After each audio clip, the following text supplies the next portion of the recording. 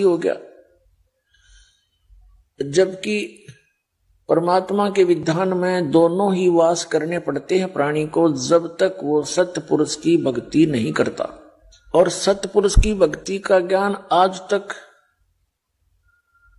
चंद महापुरुषों को छोड़कर, या परमात्मा ने तो बताया ही था करके, अन्य किसी को नहीं है।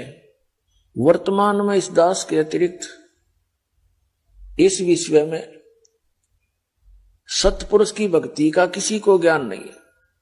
सतलोक जाने के उन 3 मंत्रों का किसी को ज्ञान नहीं है। तो उन मंत्रों के बिना मोक्ष नहीं हो सकता, और वो मंत्र जिसके पास नहीं है तो वो मोक्ष प्राप्ति नहीं कर सकते। तो क्या बताए हैं, जब तक सत साधना नहीं मिलती, यहां किए हुए पुण्य के आधार से प्राणी स्वर्ग चले जाते हैं। वो स्वर्ग क्या है? स्वर्ग एक होटल समझो, रेस्टोरेंट। रेस्टोरेंट में वही प्रवेश कर सकता है जिसकी जेब मोटी हो, जिसके पास 10-5 हजार रुपए हो, और वहां जाकर वही मौज मस्ती मना सकता है, क्योंकि वहां सब खर्चा उसकी जेब से ही होगा, लेकिन सुविधा सारी मिल जाएंगी। घंटी बजाते ही सेवादार आएगा, वांछित वस्तु जो वहां उपलब्ध होगी वो आपको प्राप्त कराएगा, और जेब आपकी ही ढीली होती चली जाएगी, यानी पैसा आपका खर्च होगा।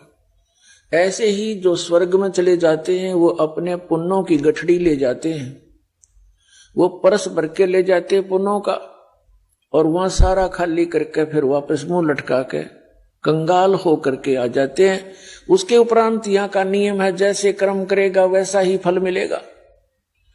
दोनों ही भोगने पड़ते हैं प्राणी को।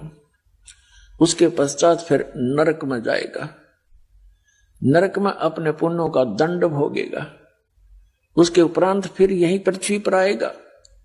कुछ ऐसे संस्कार हैं जो उसने पशु योनि, पक्षी योनि, यानी 84 लाख योनियों में इनके शरीरों में ही कष्ट उठाकर वो खत्म करने पड़ेंगे।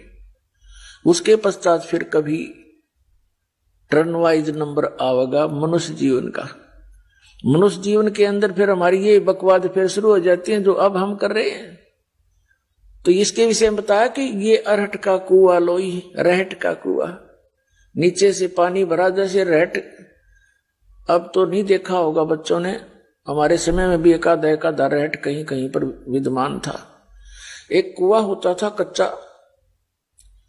उस कुएं के ऊपर एक ऐसे स्पोर्ट दी जाती थी बल्ली की, लकड़ी की, और उनमें एक पुली बांधी जाती थी, पुली, और उस पुली के ऊपर एक चैन लगा दी जाती थी। उस चैन के ऊपर बाल्टियां वेल्ड कर दी जाती थी।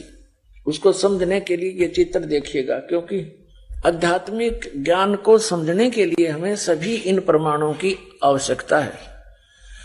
ये देखिएगा, इस चित्र से आसानी से आप समझ सकोगे। ये समझो एक कुआं है, इसमें यहां तक जल भरा हुआ है। ये एक लकड़ की पुली बनी हुई है, इसके ऊपर ये चैन लगी हुई है,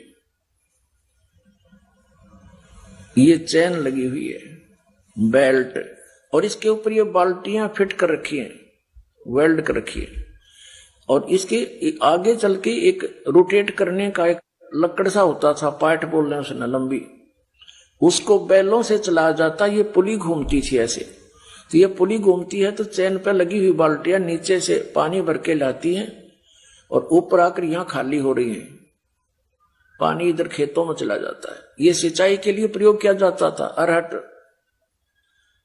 तो नीचे से भर के लाए, ऊपर खाली होगी, फिर नीचे आई खाली, फिर भर लिया, फिर खाली, फिर भर लिया, फिर खाली।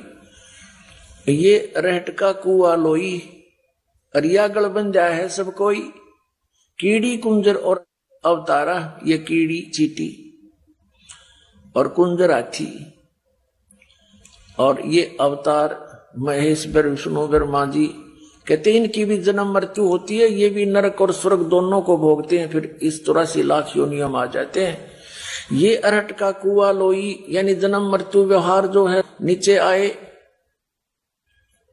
यहां मनुष्य का जन्म हुआ, पुण्य पाप इकट्ठे करे, ऊपर पहुंच गए, पुण्य स्वर्ग में खाली कर दिए, पाप नरक में, फिर खाली होकर वापस आए। फिर यहां पाप तो स्वयं हो जाते हैं और कुछ पुण्य भी स्वयं हो जाते हैं। जैसे खाना खा रहे हो, स्वाभाविक टूक फेंक दिया कुत्ते को, चींटियों को। जैसे आप आटा बनाते हो, कुछ रोटी कुछ आटा नीचे गिर गया, उसको बुहार दिया, चींटियों के मुंह पड़ गया। इस तरह का भी आपको स्वयं पुण्य भी हो रहे हैं और पाप गणे होते हैं। और पुण्य, विशेष पुण्यों को बनाने के लिए हमने विशेष व्यवस्था करनी पड़ती है। तो दोनों ही पुण्य स्वर्ग में नष्ट किए, खाली जेब करी, और पाप नरक में, और फिर यहीं आगे, फिर यही प्रोसेस, पुण्य बने या पाप, फिर ऊपर गए फिर नीचे, फिर ऊपर गए फिर नीचे। कहते हैं इसका अंत अब हो सकता है। अब क्या बताते हैं, कीड़ी कुंजर और अवतारा, ये हर हट डोर बंधे कई बारा, ये हर हट डोर बंधे कई बारा। ये ब्रह्मा विष्णु महेश भी जन्मते मरते हैं और फिर 84 लाख योनियों में आम प्राणी की तरह भटक रहे होते हैं। अन्य ब्रह्मा विष्णु महेश ये काल फिर से दुर्गा से उत्पन्न करके उन पोस्टों पर रख देता है। ये यहाँ की व्यवस्था है।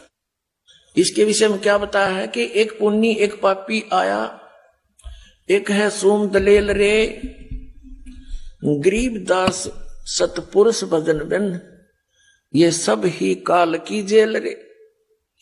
तो हम यहां जेल में रह रहे हैं, हम स्वतंत्र नहीं है। आप अपने कर्मों के आधार से एक दूसरे के साथ जुड़े हुए हो। किसी की पत्नी परेशान करती है तो किसी का पति कर रहा है, किसी का पिता शराबी है तो किसी का पुत्र शराबी है, किसी की बेटी निकम्मी है तो किसी का बेटा निकम्मा है। यानी वो संस्कार हमारे जुड़े हुए हैं और वो हमें भोगने के लिए विवश रहना पड़ता है। और फिर हम अन्य, यहाँ कष्ट हमारे ऊपर है। जैसे हम बच्चों की परवरिश करते हैं, उसके वश होकर के हम सारा दिन काम करते हैं, सामने अपनी उसी कोठड़ी में आ जाते हैं। तो ये ऐसी व्यवस्था है इस जेल की, हम लगते हैं स्वतंत्र लेकिन हम हैं